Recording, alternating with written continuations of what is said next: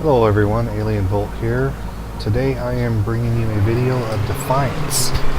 Defiance is an MMORPG, only the catch is it's a third-person shooter perspective. Now, like most third-person shooters, it plays very similar. The feels and controls of the game are very fluid. It works very well. The game actually looks very good.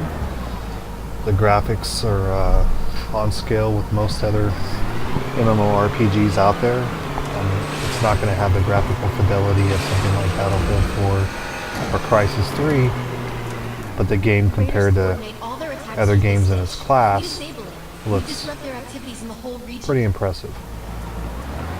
Especially the water effects.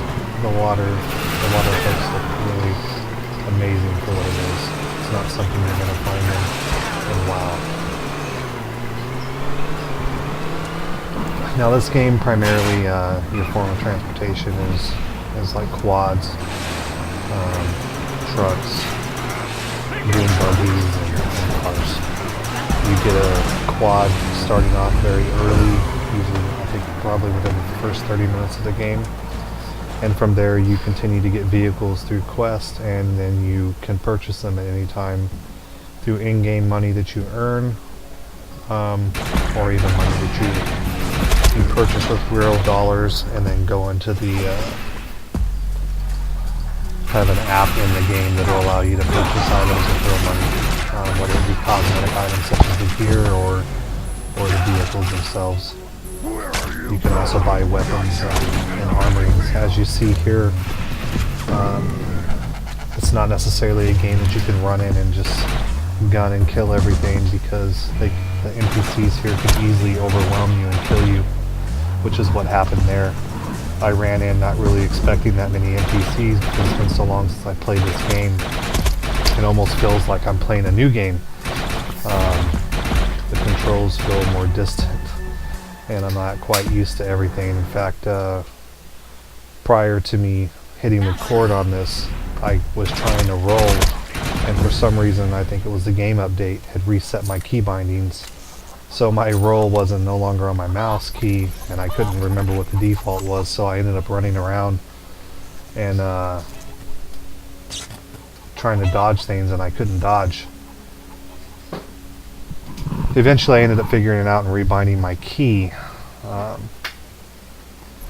But in this game, this is an open world environment quest. Like most of the quests in this game, outside of the storylines, everything is just pretty much interactive to anyone who walks in the area.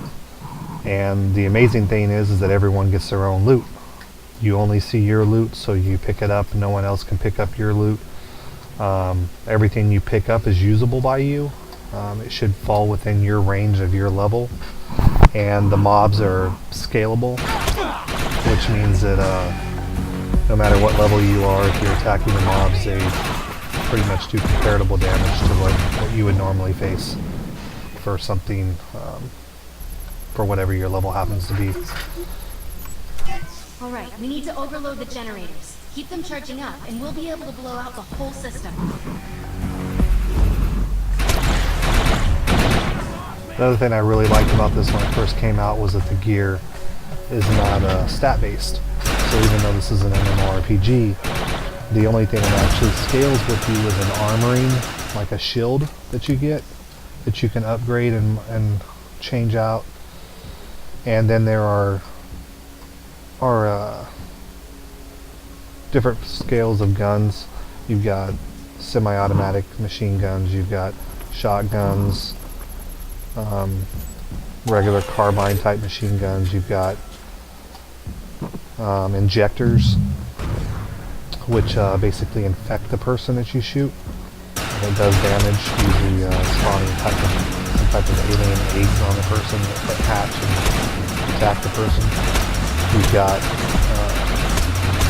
healing weapons that can actually heal you as well as do damage to the enemy. And I use that several times in this video, where I'll switch from this weapon over to the healing weapon and heal myself. It actually works really good on some mobs and does a lot of damage to them. Other ones it doesn't seem to be very effective, so I'll switch back and forth. Another thing, you get sniper rifles, you get rocket launchers. There's a large variety of weapons that you get in this game, including pistols, different types of pistols, semi-automatic pistols, and revolver-style pistols.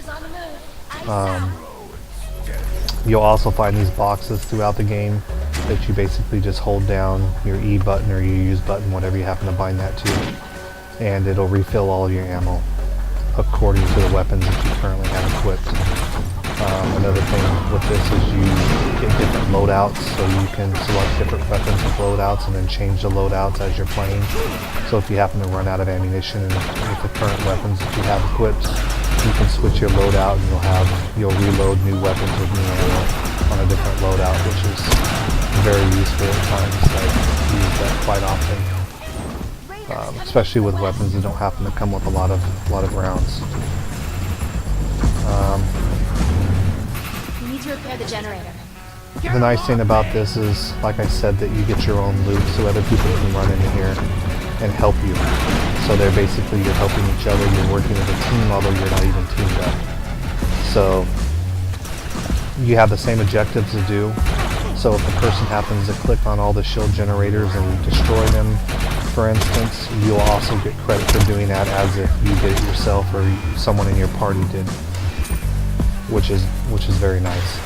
So if there happen to be 20 people in this area, we'd run in and just clear it, and everyone would be able to loot anything that was killed, as well as get credit for completing the mission. On the same token, you can also solo most of these. If you've ever played Rift, Rift is a game that was designed to have an open world environment that's very similar to this. They have rifts in the environment that basically start as an attack on an area, and then they spread and can take over an entire region. This game is very similar with Ark Falls, and Ark Falls are basically pieces of ships, alien ships that have entered our atmosphere and crashed or landed and just were destroyed, and the pirates and aliens are all fighting over this stuff, as well as the technology that's in it. And so basically it's the same concept. These Ark Falls can spread throughout the zone and get very large with many of them, and if you don't clear them quick enough, basically a huge event spawns, and it takes pretty much a raid-sized group to come in and clear them out. There are also medium-sized Ark Falls that usually require anywhere between 3 to 5 people to beat them, and then there are several of them that are small enough you can do on your own. Once you start actually attacking and doing a lot of them, you'll see which ones you're capable of killing everything within the time limit that is set on the Ark Fall before it disappears. Unlike Rift, they will actually disappear and clear themselves out, where in Rift they don't. You can enter a zone and it'll be there, and you're pretty much you have to form a party and start clearing them out. This is set up a little bit different. Like I said, I really enjoy this game. I have a lot of fun playing it. My kids play it probably as much or more than I do. I haven't played it in, I don't know, it's been a couple of months, maybe close to 3. I've been playing so much Battlefield 4 for the majority of my time that I've kind of neglected a lot of my other games that I'm kind of itching to get back into.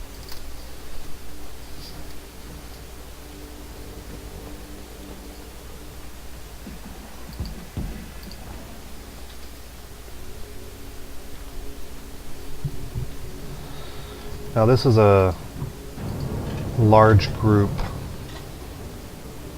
Ark Fall here, and you can tell by the size of it how it takes over a large portion of this field. When we start off here, I first came to this, as I rode into the event, there was no one there. And you get a few people over here. There's one other person there now.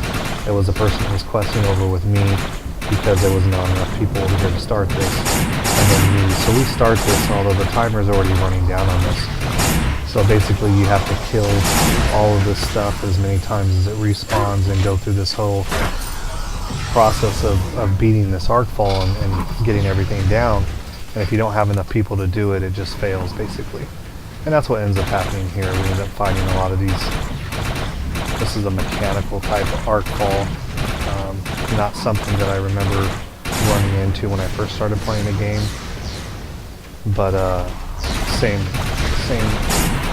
concept basically. It's just they have different abilities and fight a little bit differently.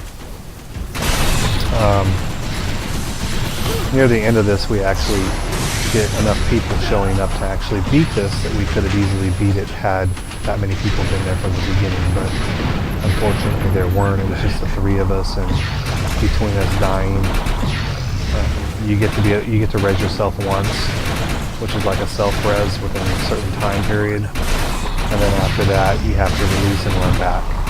Or someone can res you if they notice that you're dead and take the time to do that. But other than that, you have to release and run back, which ends up what happens here sometimes, is that we end up dying and having to res, and there's only a few of us, and this thing's pretty big.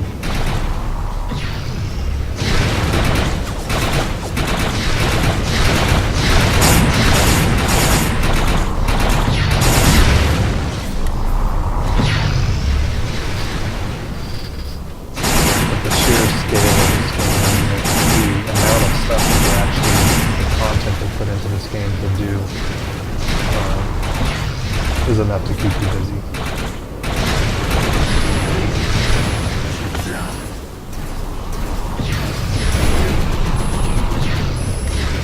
My wife, who absolutely does not play shooter games at all, especially first-person shooter games, actually likes this game. So that's a credit to the designers. They did a pretty decent job to recruit someone who absolutely refuses to play first-person shooters into this game, and she does like it.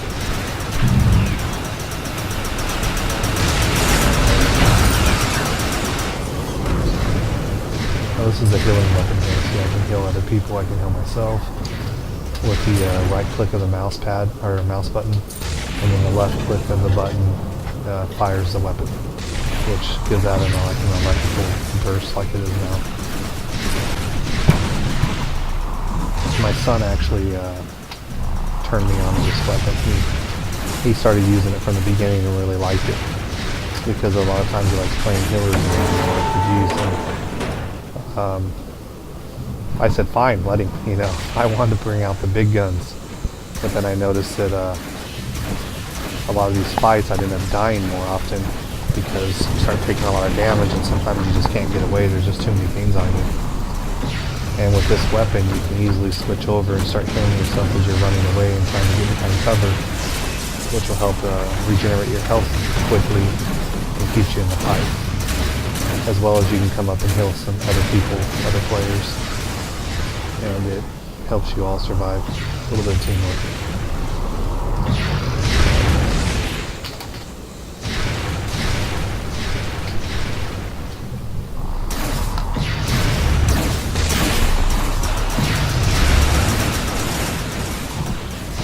In the end, though, we end up failing this Ark Fall, like I said. By the time enough people show up, it's too late. We run out of time. The timer just continuously counts down. It'd been nice if it didn't, but if there was no timer at all, we'd eventually beat it. But unfortunately, it's not. It's all based on a timer. I do end up leveling out of this, though, so that was nice.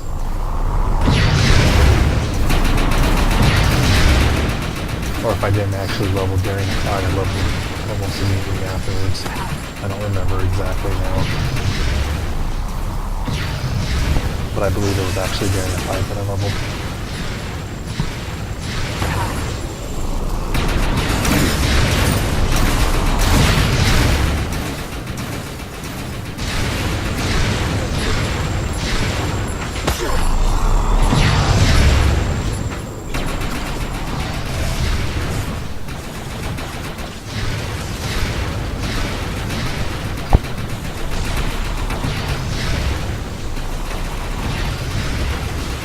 as I'm watching this, making this narrative, the graphics are pretty nice.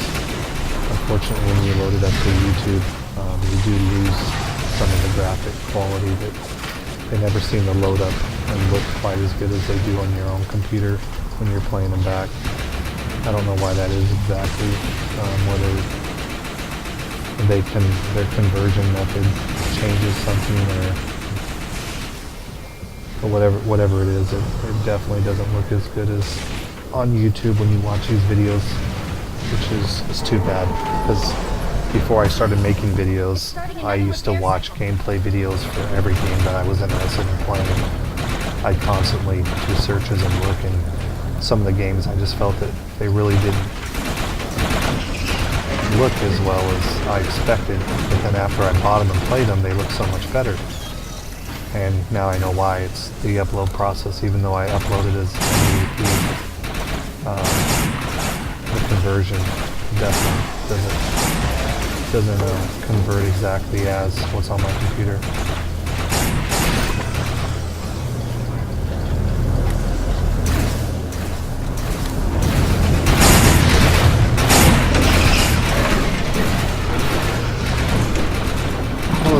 My gameplay here is a little bit rough.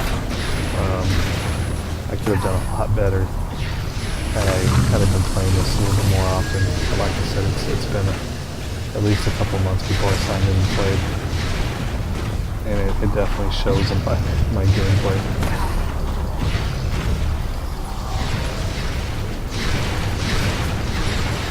I'm going to go ahead and sign out. I hope you enjoy the rest of the video, and I hope it helps you determine whether or not you want to play. And if you happen to pick up Defiance, I'll most likely see you in game sometime. Thank you, and until next time.